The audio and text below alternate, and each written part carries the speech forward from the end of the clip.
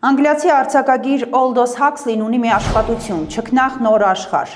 Վեպն այն մասին է, թե ինչպես է իշխանությունը մարդկանց կառավարում ոչ թե բռնությամբ, այլ մտածողության պարզեցմամբ։ Հասարակությանը մշտապես մատուցվում են շատ պարզ գաղափարներ եւ կարգախոսներ, որպեսզի մարդկանց մտքով անգամ չանցնի մտածել առանձնապես բարդ բաների մասին։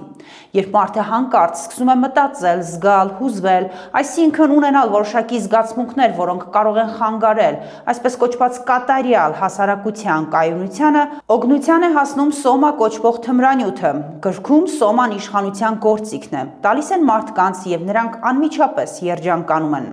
Գրքում նաև մարդկանց քնի ընթացքում կրկնում են նույն գաղափարները, որպեսզի դրանք դառնան նրանց մտածողության առանցքը։ Երբեմն թվում է, թե մենք ապրում ենք այն իրականության մեջ, որը տարիներ առաջ նկարագրել է Huxley-ն իր վեպում։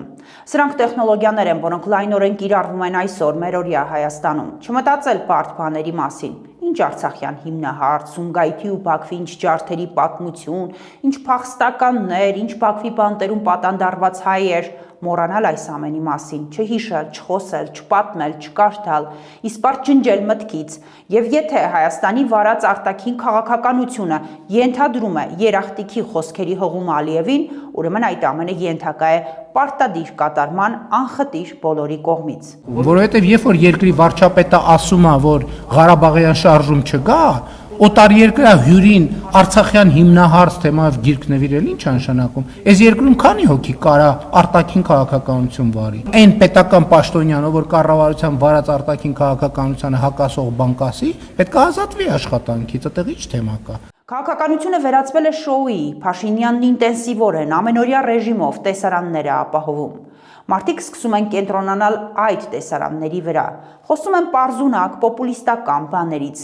Այս ընտրությունների ժամանակից շուտ սկսված քարոզարշավի հասցեատերը կարծես թե այսպես կոչված սոմայի թմրանյութի ազդեցության տակ գտնվող մարդն է, ով ոչինչ ունակ չէ հասկանալ, մտածել, վերլուծել։ Ահա, երկրի վարչապետը կարկանդակ է ուտում, բեռնակրությամբ զբաղվում, թմբուկ զարկում եւ մարդիկ արդեն երջանիկ են։ Իսկ ուրիշ ինչ է պետք երջանիկ լինելու համար։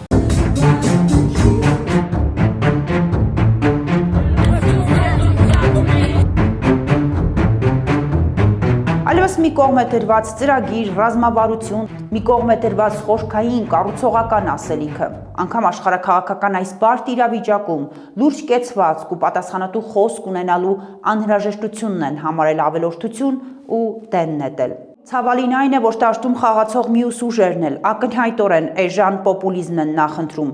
փորձում խաղալ խաղի նույն կանոններով, նույն մեթոդներով ու մարտավարությամբ։ Սակայն սա ես համարում եմ ոչ թե քաղաքական տեխնոլոգիա, այլ վիրավորական վերաբերմունք սեփական հասարակության նկատմամբ, որտեղ դեռ ապրում են մարդիկ, որոնք առնվազն հասկանում են, որ կարմիր գծեր չեն մնացել այլևս, որ Հայաստանի արտաքին քաղաքականությունը ուրացման քաղաքականություն է, սեփական պատմության, անցած ճանապարհի։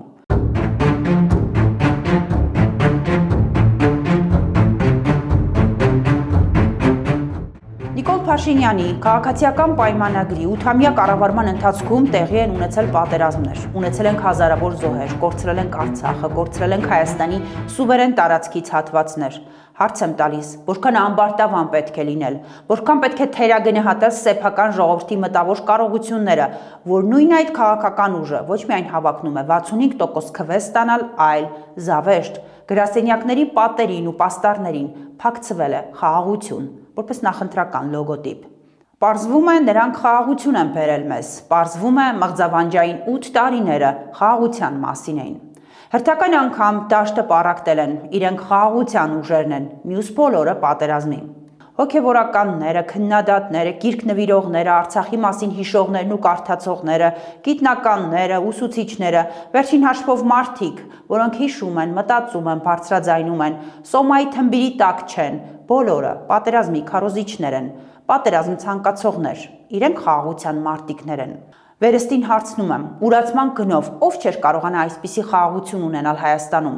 Անկախ Հայաստանի պատմության, որ հատվածում Ադրբեջանը չէր համաձայնի նման խաղաղության, երբ իրեն է հանձնվել դատարկված Արցախ, Հայաստանը պաշտոնապես այլևս չի շահարկում փախստականների վերադարձի հարցը, երբ Ադրբեջանը խորանալով Հայաստանի տարածքում զբաղեցրել է նպաստավոր դիրքեր, երբ Ադրբեջանի պահանջով պատրաստվում են փոխել երկրի սահմանադրությունը, որ այնտեղ հանկարծ անկախության հռչակագրի մասին, Արցախի մասին հիշատակում չլինի, երբ Հայաստանի տարածքով ճանապարհ է ձեռք բերում Ադրբեջանը դեպի Նախիջևան եւ այլն եւ այսպես շարունակ։ Բանակցային որ հատվածում, եթե Հայաստանը համաձայներ այսքան զիջումների, Ադրբեջանը կասեր ոչ։ Դուք իսկապես կարծում եք, որ ընտրողի Հայաստանի Հանրապետության քաղաքացու գլխում կենսունակ որևէ բջիջ չի մնացել, որ նա ձեզ այս հարցերը չի ուղղելու։ Որպես հետգրություն, այն հասարակությունը, որը չի հիշում կամ ուրանում է իր պատմությունը, վաղ թե ուշ սկսում է կորցնել նաև իր ինքնությունը։ Պատմությունը պարզապես անցյալի մասին հիշողությունների հավաքածու չէ։ Այն ժողովրդի արժեհամակարգն է, նրա կարմիր գծերը։ Հասարակությունը, որը հրաժարվում է իր հիշողություններից, իրականում հրաժարվում է նաև իր ապագայից։ Եվ սա հայտնագործություն չէ, սա փաստ է։